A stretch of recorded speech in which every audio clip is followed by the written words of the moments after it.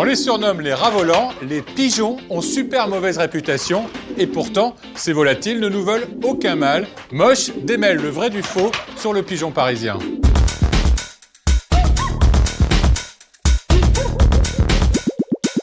Qui n'a jamais râlé contre le pigeon quand on s'assoit à la terrasse d'un café et qu'on se retrouve décoré d'une belle fiente?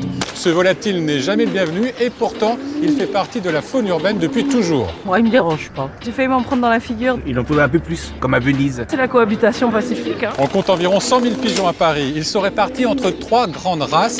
Une seule a pour habitude de repeindre votre voiture sous les arbres au printemps. C'est la palombe, c'est le pigeon ramier qui s'installe dans les platanes et les marronniers pour manger les jeunes feuilles. Et ces oiseaux-là ne vont plus quitter les arbres. Et donc le jour, ils mangent et toute la nuit, ils font leurs besoins.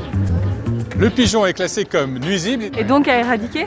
Il est d'ailleurs formellement interdit de les nourrir sous peine d'amende. L'oiseau est aussi accusé de détériorer les monuments de la ville de Paris et aussi d'être porteur de virus transmissibles à l'homme.